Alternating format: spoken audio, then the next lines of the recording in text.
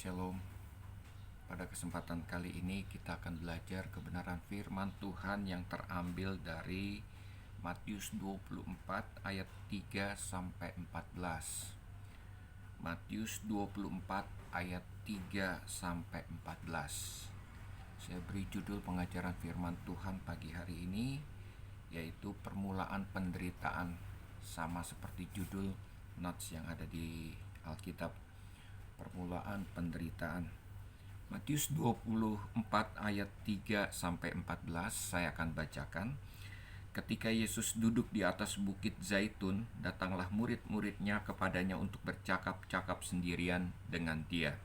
Kata mereka, "Katakanlah kepada kami bila manakah itu akan terjadi. Apakah tanda kedatanganmu dan tanda kesudahan dunia?" Jawab Yesus kepada mereka, "Waspadalah supaya jangan ada orang yang menyesatkan kamu.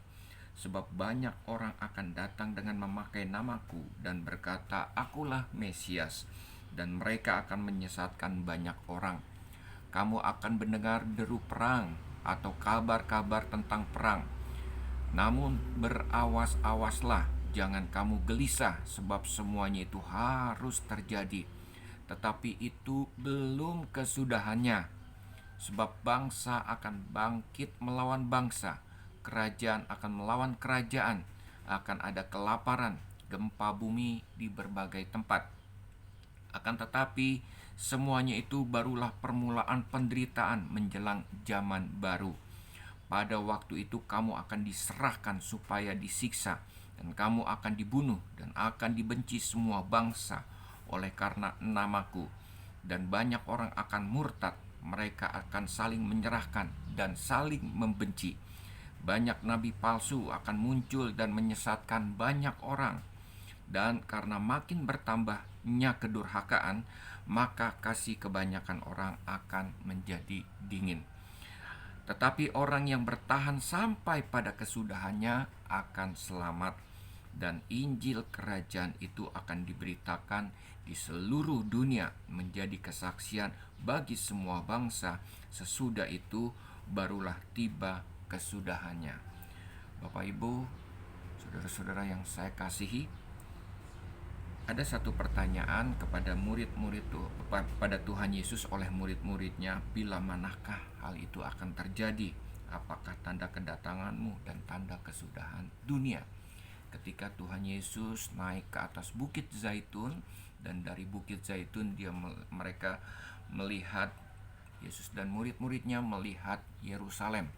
Ya, saya sudah beberapa kali ada di bukit Zaitun tersebut, dan memang dari bukit Zaitun kita akan melihat kota Yerusalem lama.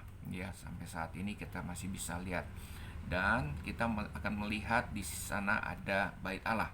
Ya, dan Tuhan Yesus katakan kepada mereka bahwa kamu akan melihat semuanya itu. Ayat 2, "Aku berkata kepadamu, sesungguhnya tidak satu pun di sini akan dibiarkan terletak di atas batu yang lain, semuanya akan diruntuhkan."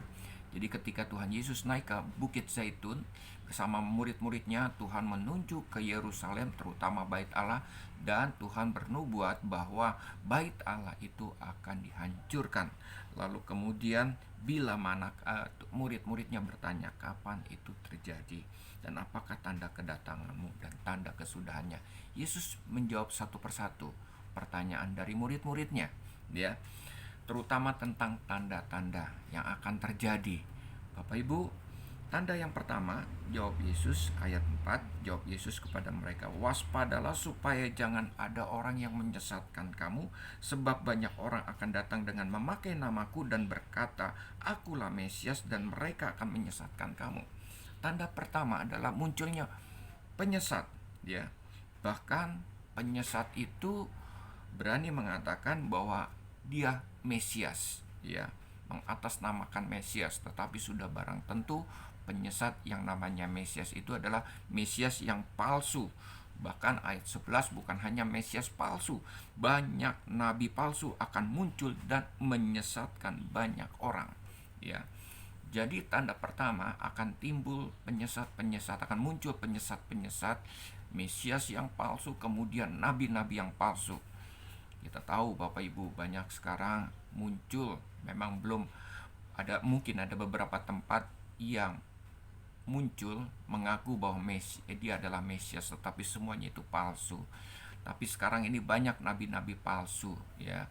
Banyak gembala-gembala, banyak pendeta-pendeta, hamba-hamba Tuhan yang seolah-olah seperti nabi palsu, seperti yang digambarkan oleh Tuhan Yesus Kristus. Kenapa disebut nabi palsu? Karena bukan Tuhan Yesus yang diajarkan, bukan keselamatan yang merupakan anugerah yang diberikan kepada Tuhan kepada kita yang diajarkan, tetapi yang diajarkan adalah tentang keberkatan, kesehatan, kesejahteraan, dan lain sebagainya. Kalau mau ikut Tuhan Yesus, tabur tuai. Kita menabur berkat, maka kita akan juga menuai berkat. Seluruh yang dibicarakan oleh pendeta atau nabi palsu itu adalah berkat-berkat dan berkat. Ini adalah nabi palsu.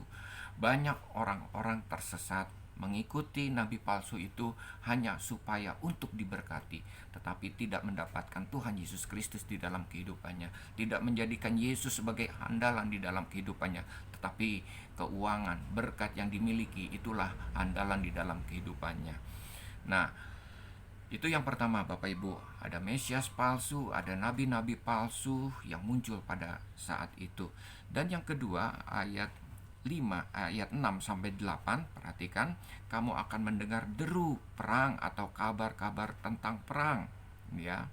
Namun berawas-awaslah, jangan kamu gelisah, sebab semuanya itu harus terjadi, tetapi itu belum kesudahannya. Selanjutnya, sebab bangsa akan bangkit melawan bangsa, dan kerajaan melawan kerajaan. Akan ada kelaparan, gempa bumi di berbagai tempat, akan tetapi semuanya itu barulah permulaan penderitaan menjelang zaman baru. Akan ada perang di mana-mana, akan kita mendengar kabar perang, itulah tanda yang kedua. Bahkan diikuti selanjutnya bukan hanya ada perang, tetapi kelaparan, gempa bumi di berbagai tempat. Wow, Bapak Ibu, ini amat sangat menakutkan buat banyak orang. Akan ada kelaparan. Seperti juga ada bencana COVID-19 saat ini. Yang ditakutkan bukan bencananya, tetapi yang ditakut akan adalah resesi ekonomi. Kita akan mengalami yang pakar-pakar ekonomi katakan global debt crisis, ya, yang akan menimbulkan kelaparan banyak orang, ya, dan terjadi gempa bumi di berbagai tempat. Perhatikan dua tanda ini, Bapak Ibu, saudara-saudara yang saya kasih, ini adalah permulaan penderitaan tentang zaman baru. Jadi ketika ada kelaparan, itu adalah permulaan penderitaan. Ya, sekali lagi, permulaan penderitaan, bukan inti dari penderitaan itu sendiri, tetapi awal daripada penderitaan untuk memasuki zaman yang baru. Itu yang Tuhan katakan. Tanda yang kedua. Tanda selanjutnya, yang ketiga adalah ayat 9 dan 10, pada waktu itu kamu akan diserahkan supaya disiksa, dan kamu akan dibunuh, dan akan dibenci semua bangsa oleh karena namaku, dan banyak orang akan murtad, dan mereka akan saling menyerahkan dan saling membenci. Akan ada penyiksaan, akan ada penganiayaan, ya. Orang-orang Kristen, orang-orang percaya Tuhan akan dibunuh. Karena apa? Karena semua bangsa atau orang-orang percaya itu atau orang-orang Kristen itu mengaku nama Tuhan Yesus Kristus, ya. Dan bukan hanya orang-orang disiksa, dibunuh dan lain sebagainya, tetapi akan ada pemurtatan, ada orang-orang murtad, ya. Mereka akan saling melaporkan atau saling menyerahkan satu sama lain, dan mereka saling curiga, saling membenci satu sama lain. Itu akan terjadi, ya, pemurtatan besar-besaran oleh karena adanya penyiksaan, penganiayaan pada orang-orang percaya. Dan tanda yang kelima, yang terakhir dari Matius 24 ayat 3 sampai 14 ini ada di dalam ayat 12. Dan karena makin bertambahnya kedurhakaan, perhatikan, maka kasih kebanyakan orang akan menjadi dingin, ya. Ini penyakit yang lebih parah dari bencana COVID-19, ya. Apa itu penyakit yang lebih parah dari bencana COVID-19? Yaitu kasih kebanyakan orang akan menjadi dingin, ya. Kasih satu sama lain akan dingin, ada perang dingin satu sama lain. Boro-boro untuk mengasihi satu sama lain. Karena apa? Hati kita membeku untuk mengasihi satu sama lain. Kasih akan menjadi semakin dingin, saling tidak peduli. Ini bencana, ini penyakit yang mematikan. Lebih daripada penyakit COVID-19 yang kita alami saat ini. Bapak Ibu, tanda-tanda yang diberikan oleh Tuhan Yesus Kristus ini, jangan, sekali lagi, jangan dicocok-cocokkan dengan kondisi sekarang ini. Ya. Dan jangan takut. Kalaupun itu terjadi, Bapak Ibu, ya, tanda-tanda yang diberikan oleh Tuhan Yesus Kristus. Kenapa saya katakan jangan takut dan jangan dicocok-cocokkan? Karena sekalipun itu terjadi dalam masa kita sekarang ini, ada kelaparan, katakanlah seperti itu, ya, bencana yang menakutkan sekarang ini, saudara-saudara, ayat 13 Tuhan janji kepada kita, orang yang bertahan sampai kesudahannya akan selamat. Sekalipun ada kelaparan, bencana, penganiayaan yang hebat, kasih yang dingin, tetapi orang yang bertahan sampai kesudahannya, dia akan selamat. Bagaimana caranya itu? Di dalam Matius 23 ayat 37, ketika Tuhan Yesus mengeluh terhadap Yerusalem, ya, dia katakan dia rindu, ya, berkali-kali aku rindu mengumpulkan anak-anakmu, sama seperti induk ayam mengumpulkan anak-anaknya di bawah sayapnya, tetapi kamu tidak mau. Orang-orang yang selamat, Bapak Ibu, ya, yang bertahan sampai kesudahannya, merekalah yang berlindung di bawah kepak sayapnya induk ayam, yaitu Tuhan. Bukan hanya kita datang kepada Tuhan, tetapi Tuhan merindukan anak-anaknya datang kepadanya, Bapak Ibu. Ya. Jangan kekhawatiran, ketakutan melanda kehidupan kita. Datanglah di bawah kepak sayap Tuhan. Apapun tanda-tanda zaman, sekalipun sudah digenapi, Bapak Ibu, apa yang terjadi? Kita akan bertahan sampai kesudahannya. Karena kepak sayap Tuhan, yaitu perlindungan Tuhan, penyertaan Tuhan, dia sekali-kali tidak akan pernah meninggalkan dan membiarkan kita. Allah yang kita sembah namanya Tuhan Yesus, dia menyertai sampai akhir zaman. Dan janji-janjinya akan digenapi di dalam kehidupan kita. Jangan takut, jangan khawatir. Apalagi Bapak Ibu, saya mau katakan bahwa tanda-tanda Tuhan Yesus berikan di dalam Matius 24 ayat 3 sampai 14 ini adalah tanda-tanda untuk menjawab pertanyaan dari murid-murid Yesus tentang keruntuhan bait Allah, tentang kehancuran Yerusalem. Kapan itu terjadi? Semua tanda-tanda ini terjadi pada tahun 70 Masehi. Sebelum Yerusalem atau bait Allah ini dihancurkan. Jadi saat tanda-tanda itu sudah terjadi, Bapak Ibu. Kalaupun terjadi saat ini, terjadi kelaparan, bencana, penganiayaan, dan lain sebagainya, Bapak Ibu jangan takut. Tuhan janji, orang yang bertahan, orang yang selamat sampai kesudahannya, mereka yang berlindung di bawah kepak sayapnya Tuhan.